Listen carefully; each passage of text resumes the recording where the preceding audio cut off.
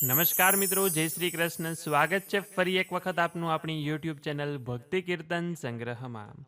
મિત્રો, આજના આ વિડીયોમાં આપણે નવરાત્રિનો 8મો દિવસ એટલે કે શક્તિનું 8મું સ્વરૂપમાં મહાગૌરી વિશે વાત કરીશું. આ વિડીયોમાં આપણે તેમની મંત્ર, સ્તુતિ, પ્રાર્થના, કથા, સ્તોત્ર, પાઠ સાંભળીશું. તો અંત સુધી મારી સાથે જોડાયેલા રહેજો. વિડીયો પસંદ આવે તો કોમેન્ટ સેક્શનમાં એક વખત જય મહાગૌરીમાં અથવા તો આપના કુળદેવીનું નામ લખજો. તો આવો, હું આપનો જાજો સમય ન લેતા આપણે વિડીયોની શરૂઆત કરીએ. મિત્રો, નવરાત્રિનો 8મો દિવસ એટલે કે શક્તિનું 8મું સ્વરૂપ દેવી મહાગૌરીની પૂજન કરવાનો દિવસ. કહેવાય છે કે માં મહાગૌરી એ પવિત્રતા અને શાંતિના દેવી છે. દેવી ભાગવત પુરાણ અનુસાર ભગવાન શિવના વરદાનથી દેવીને ગોરો રંગ મળ્યો હતો અને માં મહાગૌરીની પૂજા કરવાથી વ્યક્તિને સુખ, સમૃદ્ધિ અને ધનની સાથે દીર્ઘાયુનું પણ વરદાન મળે છે. એમ જોવા જઈએ તો દરેક મહિનાની અષ્ટમીની તિથિ એ દુર્ગાષ્ટમી તરીકે ઓળખાય છે કે જે દિવસે માં દુર્ગાનું પૂજન કરવામાં આવે છે. અને એમાં પણ જો ચૈત્રી નવરાત્રિની સુદ પક્ષની 8મની તિથિ હોય તો તે દિવસે દુર્ગા માતાનું પૂજન કરવાનું મહત્વ વધી જાય છે. જો આપણે વર્ષભરની દરેક દુર્ગાષ્ટમી ઉપર માતાજીનું પૂજન ન કરતા હોય તો આ ચૈત્રી નવરાત્રિ પર અવશ્ય કરવું જોઈએ. તેમનું યોગ્ય વિધિ વિધાનપૂર્વક પૂજન કરવું. જો આપણી પાસે મહાગૌરી માતાનો ફોટો, મૂર્તિ ન હોય તો આપણા કુળદેવીનું પૂજન કરી શકાય કે પછી દેવી પાર્વતીનું પણ પૂજન કરી શકીએ છીએ કે પછી માં દુર્ગાનું પૂજન પણ આ દિવસે કરી શકાય છે.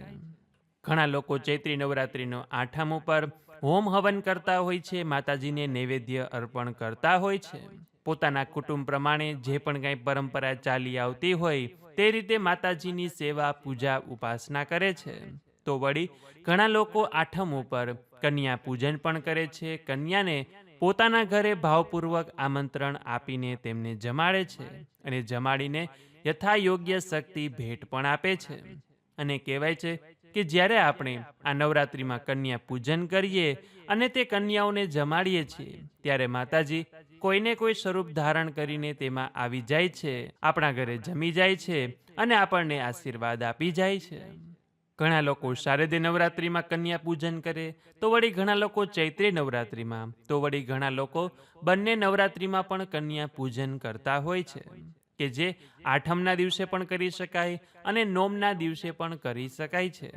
જો આપણે તેના સ્વરૂપ વિશે વાત કરીએ તો માં મહાગૌરીનું વાહન બળદ છે અને આ જ કારણસર તેઓ વૃષારૂઢા તરીકે પણ ઓળખવામાં આવે છે. અને દેવી શૈલપુત્રીનું વાહન પણ બળદ છે. દેવી મહાગૌરીને ચતુર્ભુજ સ્વરૂપમાં દર્શાવવામાં આવ્યા છે કે જેમાં તેઓ પોતાના એક જમણા હાથમાં ત્રિશૂળ ધારણ કરે છે અને બીજો જમણો હાથ અભય મુદ્રામાં રાખે છે. એક ડાબા હાથમાં ડમરું ધારણ કરે છે અને બીજો ડાબો હાથ વરદ મુદ્રામાં રાખે છે. ઘણી જગ્યાએ માં મહાગૌરીનું વાહન સિંહ તરીકે પણ ઓળખવામાં આવે છે. તો હવે આપણે મહાગૌરી માતાનો મંત્ર, પ્રાર્થના, સ્તુતિ, સ્તોત્ર પાઠ કરીએ. તો સૌ પ્રથમ મહાગૌરી માતાનો મંત્ર છે ઓમ દેવી મહાગૌર્યે નમઃ. એ પછી મહાગૌરી માતાની પ્રાર્થના છે શ્વેતે વૃષે સમારૂઢા શ્વેતાંબરધરા શુચિઃ મહાગૌરી શુભમ દધાન મહાદેવ પ્રમોદદા.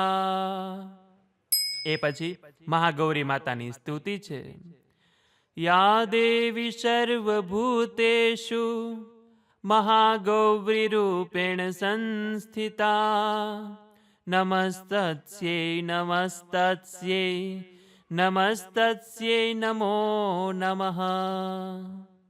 એ પછી મહાગૌરી માતાનો ધ્યાન મંત્ર છે વંદે વાંછિત કામાર્થે ચંદ્રાર્ધકૃત શેખરામ સિંહારૂઢા ચતુર્ભુજા મહાગૌરી યશસ્વિનીમ પૂર્ણેન્દુનિભાં ગૌરી સોમચક્રસ્થિતામ અષ્ટમં મહાગૌરી ત્રિનેત્રામ વરાભીતિકરામ ત્રિશૂલ ડમરુ ધરામ મહાગૌરી ભજમ પટાંબર પરિધાનમ મૃદુહાસ્યા નાનાલંકાર ભૂષિતામ મંજીર હાર કેયુર કિંકિણી રત્નકુંડલ મંડિતામ પ્રફુલ્લવંદના પલ્લવાધરામ કાંત કપોલામ ત્રૈલોક્યમોહનમ કમન્યામ લાવણ્યામ મૃણાલામ ચંદન ગંધલીપ્તામ. એ પછી મહાગૌરી માતાનું સ્તોત્ર છે. સર્વ સંકટ હંત્રી ત્વમ હિ ધન ઐશ્વર્ય પ્રદાયનિમ જ્ઞાનદા ચતુર્વેદમયી મહાગૌરી પ્રણમામ્યહમ. સુખ શાંતિ દાત્રી ધન ધાન્ય પ્રદાયિનીમ ડમૃવાદ્ય પ્રિયા અધ્યા મહાગૌરી પ્રણમામ્યહમ. ત્રૈલોક્યમંગલ ત્વમ હિ તાપત્રયહારિણીમ વદદમ ચૈતન્યમયી મહાગૌરી પ્રણમામ્યહમ. એ પછી મહાગૌરી માતાનો કવચ પાઠ છે. ઓમકાર પાતુ શીર્ષો મામ હિંબીજમ મામ હૃદયો ક્લીમ બીજમ સદા પાતુ નભો ગૃહોચ પાદયો લલાટમ કર્ણોહુમ બીજમ પાતુ મહાગૌરીમા નેત્રમ ઘ્રાણો કપોચ્ચીબુકો ફટ પાતુ સ્વાહામાં સર્વવદનો. તો આ રીતે દેવી મહાગૌરીની મંત્ર સ્તુતિ પ્રાર્થના સ્તોત્ર પાઠ છે. હવે આપણે મહાગૌરી માતાની કથા સાંભળીએ.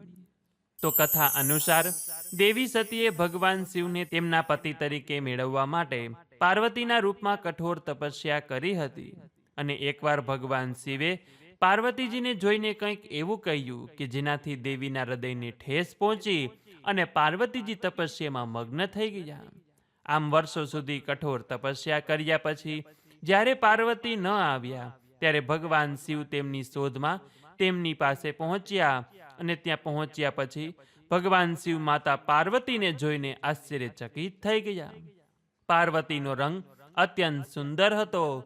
તેમનો રંગ ચંદ્રપ્રકાશ જેવો ગોરો હતો. કળીના ફૂલ જેવો નિસ્તેજ હતો. તેમના વસ્ત્રો અને આભૂષણોથી પ્રસન્ન થઈને ભગવાન શિવે દેવી ઉમાને ગોરા રંગના આશીર્વાદ આપ્યા હતા. બીજી કથા અનુસાર ભગવાન શિવને પતિ તરીકે મેળવવા માટે દેવીએ કઠોર તપસ્યા કરી હતી કે જેના કારણે તેમનું શરીર કાળું થઈ ગયું હતું. અને દેવીની તપસ્યાથી પ્રસન્ન થઈને ભગવાને તેનો સ્વીકાર કર્યો. અને ભગવાન શિવ તેના શરીરને ગંગા જળથી ધોવે છે. અને ત્યારબાદ દેવી ખૂબ જ ગોરા રંગના થઈ ગયા હતા. અને ત્યારથી તેમનું નામ મહાગૌરી પડ્યું. મહાગૌરીના રૂપમાં દેવી દયાળુ, પ્રેમાળ, શાંત અને સૌમ્ય દેખાય છે. અને તેમની પ્રાર્થના કરતા ઋષિઓ કહે છે કે સર્વ મંગલ માંગલ્યે શિવે સર્વાર્ધ્ય સાધિકે શરણ્યે ત્રંબકે ગૌરી નારાયણી નમોસ્તુતે. એટલે આ રીતે મા મહાગૌરીની કથા છે કે જે આપણે સૌ લોકોએ સાંભળી. તો બોલીએ મહાગૌરી માત કી જય, કુળદેવી માત કી જય. તો મિત્રો, આજે આપણે નવરાત્રિના 8મા દિવસે શક્તિનું 8મું સ્વરૂપ એવા માતા મહાગૌરીનો મંત્ર સ્તુતિ સ્તોત્ર પાઠ તથા તેમની કથા સાંભળી. તો હવે પછીના નેક્સ્ટ વિડીયોમાં એટલે કે નવરાત્રિના 9મા નોરતે માતાજીના 9મા સ્વરૂપ એટલે કે માં સિદ્ધિદાત્રીની આપણે કથા સાંભળીશું. તેમનો મંત્ર સ્તુતિ સ્તોત્ર પાઠ પણ કરીશું. તો આશા રાખીએ છીએ કે આપ સૌ લોકો અમારી સાથે તે પણ કરશો. અને નિત્ય અમે દુર્ગા સપ્તસતી એટલે કે ચંડી પાઠનો અધ્યાય પણ મૂકીએ છીએ. આશા છે કે આપ સૌ લોકો અમારી સાથે સાંભળતા હશો. અને હવે નવરાત્રિના 9મા દિવસે આપ અમારી સાથે તે ચંડી પાઠ સાંભળવાનો પૂર્ણ કરશો. તો આ વિડીયો પસંદ આવ્યો હોય તો લાઈક કરી તમારા મિત્રોને મોકલી અમારી ચેનલમાં નવા હોય તો સબસ્ક્રાઇબ કરવાનું ભૂલતા નહીં કે જેથી આવનાર અવનવા વિડીયો આપ સૌને મળતા રહે. તો આ સાથે હવે મને રજા આપો, મળીશું ફરીથી એક નવા વિડીયોમાં. ત્યાં સુધી આપ સૌ લોકોને અમારી ચેનલના જય શ્રી કૃષ્ણ, જય માતાજી. મારી સાથે જોડાઈ રહેવા બદલ, મને સાંભળવા બદલ આપ સૌ લોકોનો ખૂબ ખૂબ આભાર.